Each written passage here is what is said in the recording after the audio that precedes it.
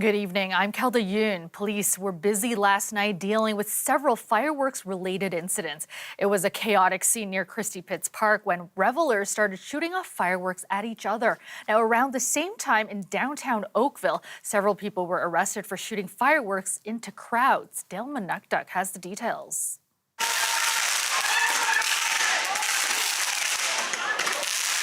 A loud and dangerous scene last night along Bloor Street West near Manning Avenue, where a group of people were launching fireworks across and into the street. I was coming down from the boba shop, opened up the door, and it was like a whole different world out here because there was just kids running across, taking fireworks, shooting them into the plants, at the cars. There were homeowners in the houses around, just like wondering what was going on. And I saw a fight happen at one point. There were about 700 people at Christie Pitts Park Monday evening. When it turned dark is when things got out of hand. Some local businesses were hit.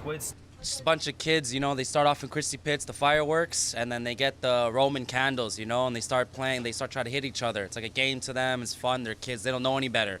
They're running around Bloor Street, they're like hitting business. My mom had to close the door. Toronto police say there was no property damage or injuries and that they confiscated several bags of fireworks. One man was arrested at the park, but cops say it had nothing to do with the fireworks. I mean, this is the second year in a row that this has happened. There was tons of police out here, but clearly didn't prevent anything from happening.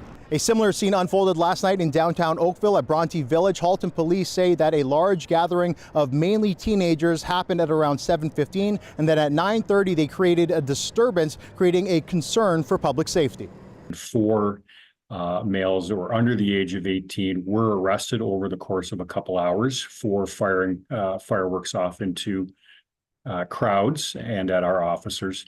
Of course, this is very unsafe. They were arrested for cause disturbance. Dale Manukduk, CBC News, Toronto. And one more incident to tell you about, this one taking place at Lakeshore on Parkside Drive at around 10:30 last night.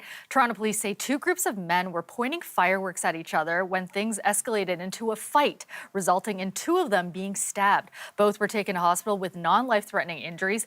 Police saying tonight an 18-year-old man has been arrested and charged with assault. Now, they are still looking for 3 suspects in connection to this incident, and they are asking anyone with information to come forward. New home construction in Ontario has slowed dramatically. The latest numbers show there were fewer housing starts last month than in any April over the past 6 years. Our senior reporter at Queen's Park, Mike Crawley, has the story. The sights and sounds of new home construction around this province last year. The newest figures for housing starts in Ontario shows there's been a dramatic slowdown, with housing starts down 37% in April from the same month a year ago. The stats show construction began on about 5,600 new homes in the province last month. That's fewer than in any April since 2018. So long ago that Kathleen Wynne's Liberals were still in government. Sales have fallen dramatically. Starts are falling. Housing supply is going to fall, and it's going to get worse. So why is the slowdown happening? Interest rates are a key reason, driving down demand from the would-be buyers of new homes and driving up costs for developers. It's sometimes forgotten that the developers are also having to arrange financing for these large-scale projects, so they have to factor that in as well. Developers have seen the slowdown in new home sales, they're doing the math, and they're hitting the pause button on new construction. At least 60 condo projects in the GTA are now on hold indefinitely. Some projects that on the drawing board looked really good may no longer be as viable as they once were. Scott Anderson says demand is so low that some developers are trying to woo buyers with deals on new homes. So they're offering things like discounts on the deposits they may have to put in. They may be looking at free parking spots. They may be looking at upgrades. Forecasts for the months to come offer little reason for optimism that the pace of new construction will pick up. Housing starts activity going forward over the rest of the year, we expect it to continue to trend down in the province and particularly in the GTA. None of this helps the Ford government's prospects of hitting its target of 1.5 million new homes. It also shows how the supply of new housing is at the mercy of market forces. Mike Crawley, CBC News, Toronto. A countdown to a possible TTC strike is now on. Ontario's Labour Ministry issuing a no board report to ATU Local 113 today. That means union members can legally strike as of Friday, June the 7th. ATU represents more than 11,000 TTC operators, collectors, and maintenance workers. And while the union and TTC management continue to negotiate towards a new contract, the TTC is warning riders that based on past experience, a labor disruption by ATU Local 113 will impact service. The chair of the TTC board, though, says he's confident that a fair deal can be reached, and he's encouraged that the TTC and the union remain at the bargaining table.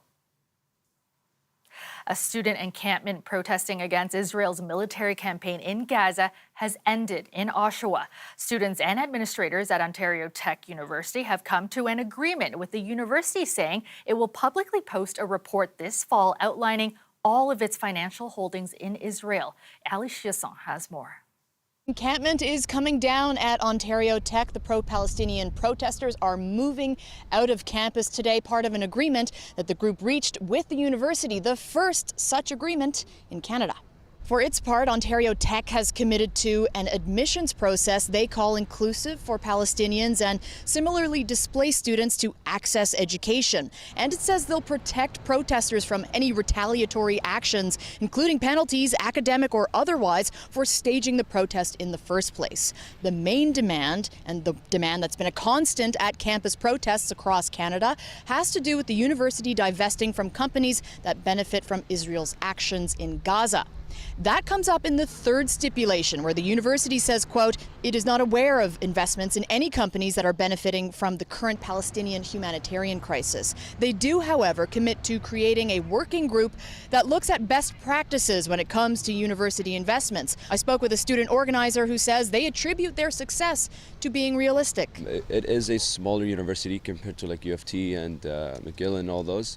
But regardless, we weren't here to see who can, divest the most amount of money. We're here for the principle, right? Moving forward, we want to make sure our institution upholds good values when it comes to, I guess, human life. This was a team effort. Like truly, when the institution and the students come together and they work as a team and not against each other, they will achieve goodness. And we truly hope that this is used as an inspiration, that we are used as an inspiration for every other academic institution across Canada and around the world. The students had to sign that they would not stage another protest like this for another year.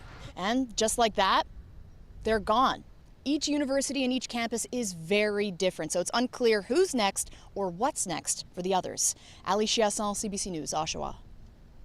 Jury deliberations began today in the trial for the man charged with killing and dismembering his mother. 23-year-old Dallas Lee has pleaded not guilty to second-degree murder. The Crown and the defense gave their final arguments on Thursday, with the defense making the argument that Lee did not intend to kill his mother when he stabbed her in their Leslieville condo 2 years ago.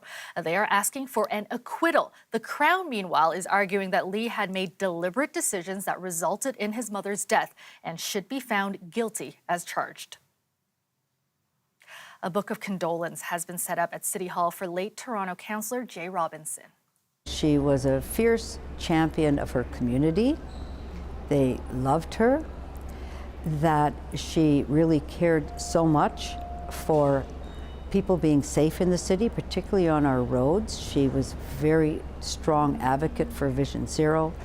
And for me, because I'm also a ravine lover, I was so happy to have her as my partner in championing our beautiful green ravines in the city of Toronto, that they get the funding and the attention that they need. Robinson died last week. She represented the ward of Don Valley West since 2010. In 2019, Robinson stepped away to receive treatment for breast cancer, but she returned to City Hall during the pandemic. Now, tomorrow there will be a presentation in her honor at City Council. Jay Robinson was 61 years old. The tow truck wars in the GTA appear to be heating back up with a lot of recent violence. On Monday night, Toronto Fire responded to a tow truck on fire on Parma Court near Victoria Park and O'Connor. This is just one incident of violence related to tow truck businesses in recent weeks. Last weekend, police reported there were shots fired at multiple tow trucks, and last month, a man connected to the business was murdered. And to understand why this is happening now, CBC investigative journalist Zach Davinsky joins us now. And Zach, why are we seeing this now?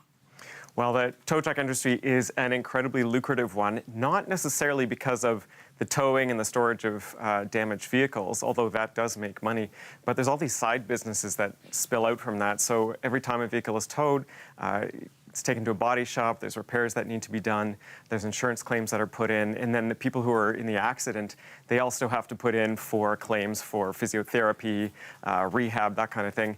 And there's a lot of money in all of that, and sometimes there's kickbacks that are being paid to the towing companies. Sometimes the people who own the towing companies own the rehab clinics and they own the body shops, so they stand to make a lot of work, and there have even been cases of them submitting fraudulent claims to insurance, inflating their claims to insurance, even faking accidents, all because there's so much money to be made, and that's what leads to a lot of the violence.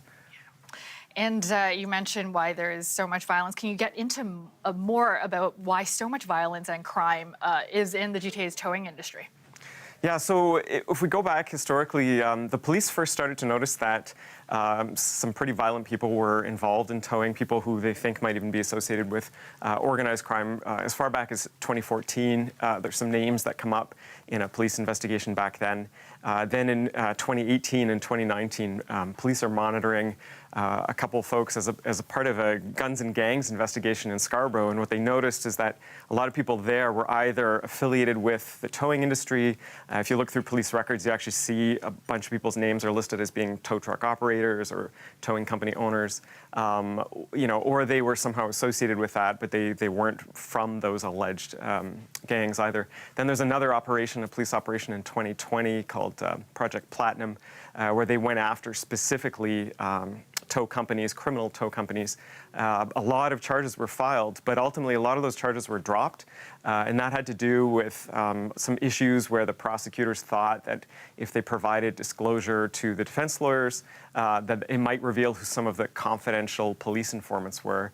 So as a result of that, a lot of those people had their charges dropped. They just went right back to doing what they were doing before, which is operating tow truck companies in a really violent way, shooting at each other, setting each other's trucks on fire. And we're still seeing that happen today, like four years later now. So much of this problem is being driven by organized crime. Yeah, it certainly seems like it. If you speak to investigators, that's certainly their view.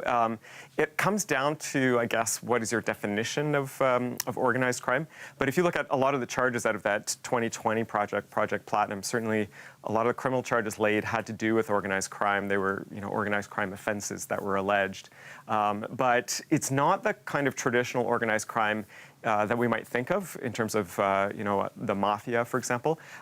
In some of the differences are, for example, you don't have the same levels and duration of loyalty that you might have in traditional organized crime. So people turn on each other very easily. You see former employees of towing companies who might go after their former boss. You might see bosses who go after their former employees and even take out hits on them. You also see that it's not just limited to particular ethnic groups or families.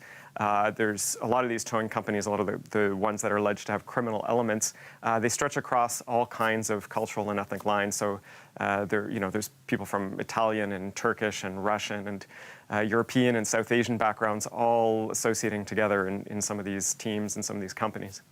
Now, new provincial regulations were rolled out earlier this year to kind of provide better oversight of the industry. How well do these regulations address these turf wars and protect consumers? I spoke to a few people about this. I spoke to a company that is part of the Provincial Towing Association, so they're a licensed official company, and their position, and I think this is the official industry position, is that some of those regulations have helped, but only in very particular areas. So one of the new things that happened just this year is that there's some official towing zones on the provincial highways around Toronto, and those zones are basically the 401 from, I think, Morningside over to Burlington, the 409, the 427, and the 403 and the QEW. So In those zones of those highways, there's only 2 or 3 designated companies that the provincial government has vetted and chosen who are allowed to tow in those areas. And as a result of that, what the industry says is you don't have this phenomenon of different companies chasing each other to be the first ones to get there to tow cars. And so there's far less violence because they're not trying to muscle each other out of the way. But the problem is that now that there's no competition for towing in those spaces, there's actually a lot more competition for towing everywhere else because there's a lot less business for every other towing company. So if you talk to people who aren't among the licensed companies, they'll tell you that things have actually gotten more intense on some of the other roads, and that would be everything from the DVP to the Gardner to side streets and main streets in Toronto. Thanks so much for this, Zach. Zach Dubinsky is a journalist with CBC's investigative unit. Welcome back. It's a new era for the Toronto Maple Leafs. The team officially introducing their new head coach today. Craig Berube met with the media this morning after being hired late last week. Our Greg Ross has more on what he hopes to do with the team. Craig Berube was all smiles, posing with his new bosses as he takes over a job he considers highly sought after. For me personally, a Canadian-born kid, you get a chance to coach Toronto Maple Leafs, for me, I'm going to jump on that. But along with it comes the pressure of trying to win in this market and taking over a team that has struggled to do that in the postseason. That stuff's in the past, to be honest with you. I'm focused on now and the future, and I'm going to obviously bring my own style here and how we want to play the game. A style that was on full display when he won a Stanley Cup with the St. Louis Blues back in 2019. Competitive, we don't want to get outworked ever. We want to be highly competitive every night, and it's all about the team for me. Leafs president Brendan Shanahan and GM Brad Treliving say they conducted an exhaustive search for their new coach. But there was something that stood out about Berube when talking to his former players and colleagues. You have players that, to me, talked about how they would go through a wall for him. The connection that he had with his players, the accountability that he had with his players. The more people you dug into and the more layers that more information you got, the feedback was even more positive. It just felt like things that we were hoping for, things that we saw were confirmed. Berube says he intends to build that same bond with his players here, and it starts this summer. Communication is huge, and I think one of my strengths is I'm a great communicator with my players. They know where they stand. I'm going to tell them when they're playing well. I'm going to tell them when they're not playing well. Now it's time to get to work on what Brad Treliving says will be a very busy offseason, and he says Berube will be heavily involved in any decisions that are made. And that includes whether or not the core group of players will stay together. Already, rumors are surfacing about the future of Mitch Marner and John Tavares, both entering the final year of their contracts. We're going to look at everything. We've got some really good players, and we don't want to lose sight of that. Treliving says he and Berube will start meeting with scouts this week to have those discussions. Greg Ross, CBC News, Toronto. A Blue Jays fan got more than she bargained for at a recent home game against the LA Dodgers, as she ended up getting clocked in the head by a foul ball. Ouch. But that went viral, and now she has her own official baseball card. Brittany Billette has her story. Liz McGuire is being called a champ after getting beamed by a foul ball that flew off of Bo Bichette's bat. It was traveling 110 kilometers an hour. I got rocked. It felt like my head flew back. I didn't see it coming, and then my head started to swell up, and the terror and the horror of the fans and children around me let me know that perhaps I was not okay. Despite the egg on her head, she stayed to watch the rest of the game, and maybe worse than the hit itself was the fact that someone else took the ball home. I was sad, but what made it really cool is kids were walking up to me post-game, offering me their bobbleheads and things on them that they had waited in hours for. And I thought, man, this is actually pretty nice. After a trip to the ER, McGuire posted on X asking if the Jays would hook her up, and they did. In a statement to CBC Toronto, the team confirmed that it's inviting her to be a guest at an upcoming game and offered her a signed ball by Bichette. Then there were more perks. Baseball card maker Topps reached out to McGuire directly, and not long after, it announced they had created a custom card just for her and made 110 copies, the same number as the speed of the ball. Baseball fans online are already asking McGuire for signed copies, and she says she'll do it and donate the proceeds to a kids' charity. Getting rocked in the head is real, and it was the children that showed up for me first, which I really appreciate. McGuire says she's looking forward to her next game, but she'll remember to keep her eye on the ball. Brittany Billette, CBC News, Toronto.